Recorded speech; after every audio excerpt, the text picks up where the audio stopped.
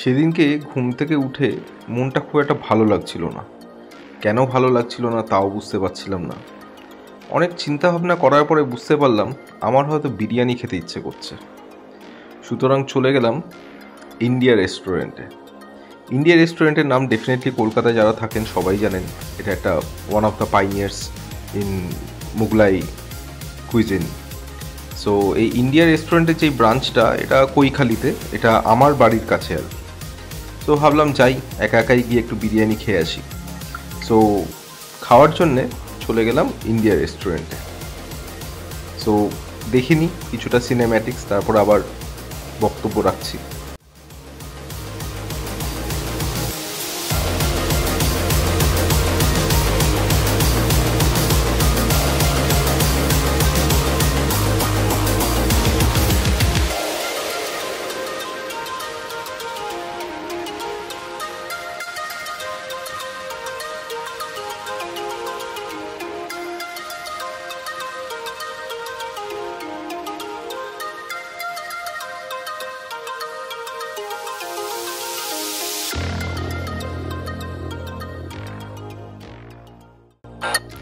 এদের কিন্তু বেসিক্যালি ইন্টেরিয়ারটা খুব সুন্দর, মানে এই টেবিল বা বসার জায়গা বা এই যে সিলিংয়ের যে ডিজাইন, সেগুলো কিন্তু খুবই মানে দৃষ্টি আকর্ষণ করে, খুবই ভালো। বেশ মানে একটা আলাদা রকম একটা অ্যাম্বিয়েন্স করা থাকে, খেতে গিয়ে ভালোই লাগে।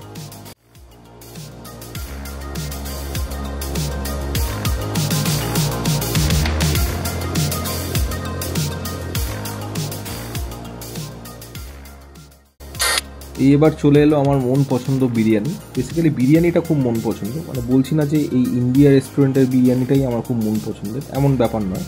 ভালো বিরিয়ানি আমার ভালো লাগে। আর বিরিয়ানির সাথে আমি নিয়ে নিই চিকেন বলছি, সরি, মাটন চাপ। মাটন চাপ আমার খুব ফেভারিট, আমি সবসময় নিই বিরিয়ানির সাথে আমার চাপ লাগে আর কি খাওয়ার জন্য। চাপ ছাড়া আমি বেসিক্যালি খেতে পারি না।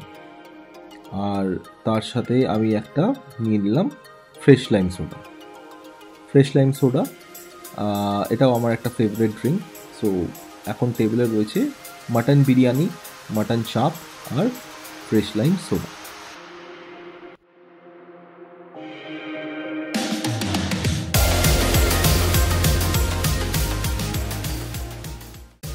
মোটামুটি খাওয়া শুরু করলাম। তো আমি এরকম ভিডিও করতে আমার খুব এম্বারাসমেন্ট লাগে আর কি, বাট স্টিল প্রথমবার ট্রাই করছি। যাই হোক, তো খেতে খেতে নিজেকে দেখানো খুবই কেমন একটা লাগে, হয়তো আমি আর করবো না। যাই হোক, তো বিরিয়ানিটার রিভিউটা দিই খেতে খেতে। বিরিয়ানিটা বেসিক্যালি, আচ্ছা প্রথমে মাংসের কথা বলি, প্রথমে ভালোটা বলবো। মাংসের সাইজ ভালো ছিল, ঠিক আছে, মাংসের সাইজ ভালো ছিল। মাংসটা কিন্তু খুব সুসেদ্ধ করা ছিল, খুব ভালো বয়েলড, খুবই সুন্দরভাবে হাতে চলে আসছিল মাংসটা, কিন্তু বেশ টেস্টি ছিল। এটা নিয়ে কোনো অসুবিধা কিন্তু হয়নি।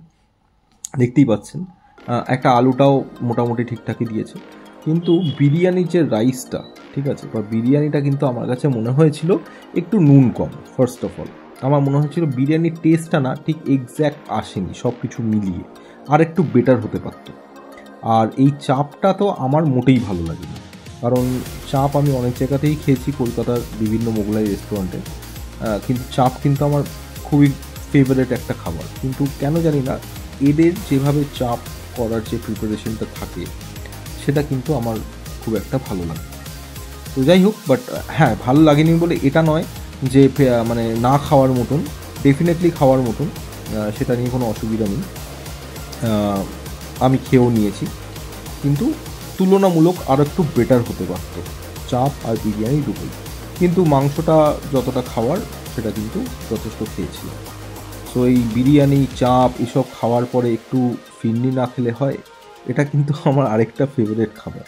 এটা কিন্তু আমি খেয়েই থাকি, যখন বিরিয়ানি খাই বা কোনো মোগলাই রেস্টুরেন্টে যাই তখন কিন্তু খাওয়ার পরে ফিরনিটা কিন্তু হতেই হবে। এটা কিন্তু আমার খুবই ফেভারিট বলতে পারেন।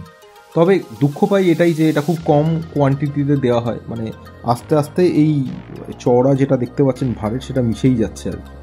তো যাই হোক, তো মোটামুটি খাওয়া দাওয়ার পরে একটু হেলমেটটার দিকে তাকালাম, দেখলাম ওর উপরে সিলিং ডিজাইনটা খুব সুন্দরভাবে রিফ্লেক্ট করছে, তো ওটা আমি একটু তুলে নিলাম আর কি। তো এবার মহান কাজ হলো যেটা খেলাম, যেটা ভক্ষণ করলাম, তার তো প্রাইস পে করতে হবে।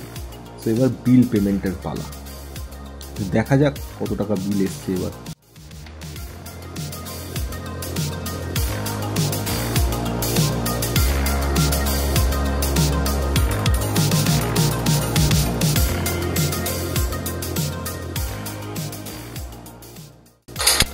সো মোটামুটি দেখতে পাচ্ছেন যে একটা মাটন বিরিয়ানি, একটা মাটন চাপ, একটা ফ্রেশ লাইম সোডা আর একটা ফিরনি মাত্র খেয়েছি এবং তার বিল এসছে 914 টাকা। দেখে তো মোটামুটি একটু ছোটোখাটো হার্ট অ্যাটাক লাগলো আর কি, ছোটোখাটো, খুব একটা বড় না, প্রায় 1000 টাকাই আর কি ধরে নিন। ঠিক আছে, মানে একজনের খাবারে 1000 টাকা মতন খরচা আর কি, মানে একটা মিল ইন্ডিয়াতে। তো যাই হোক, খেয়েছি যখন বিল তো দিতেই হবে, তো পে করে দিলাম, ব্যাস এইটুকুই। আবার দেখা হচ্ছে সামনের ভিডিওতে।